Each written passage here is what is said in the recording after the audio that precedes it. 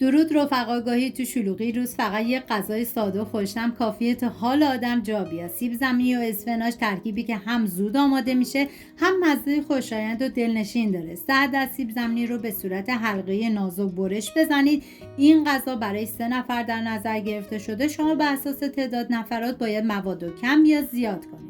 داخل قابلمه مقداری آب بریزید. بعد از اینکه به جوش اومد نمک بریزید. سیب زمینی ها رو بهش اضافه کنید و بذارید به مدت 15 دقیقه سیب زمینی ها کمی بپزه ولی له نباید بشه.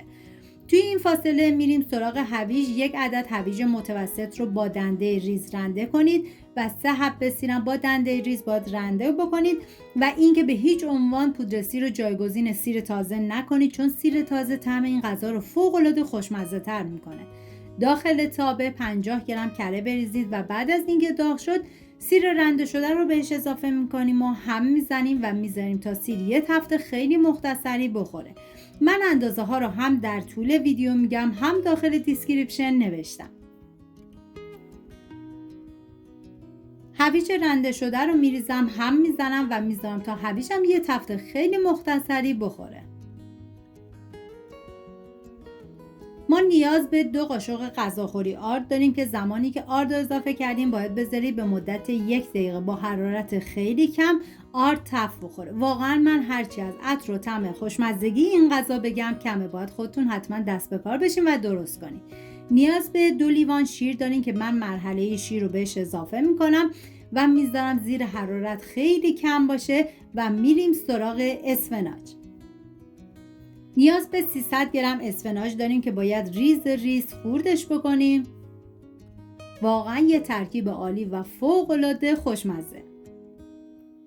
بعد از اینکه اسفناج رو ریز کردیم باید به سس بشامل اضافهش کنیم و هم بزنیم و بذاریم به مدت 2 الی 3 دقیقه این اسفناج با سس بشامل بپزه و تا کاملا مزه ها به خورده هم برن. مقداری نمک و فلفل سیاه باید بهش اضافه کنیم و دوباره هم میزنم.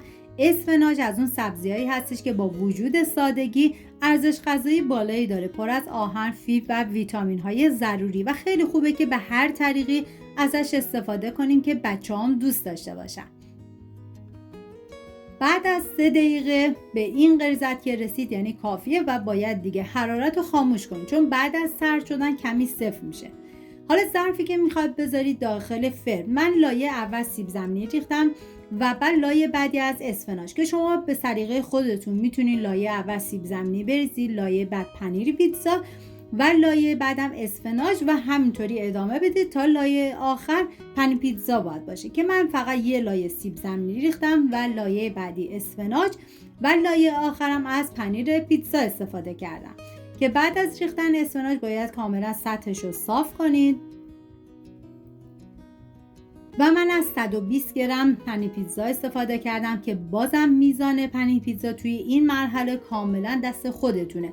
میتونین از پنیر پیتزای بیشتری هم استفاده بکنید و باید بذارید داخل فری که از قبل گرم شده به مدت 20 الی 25 دقیقه و 5 دقیقه آخرم گریل رو روشن کنید.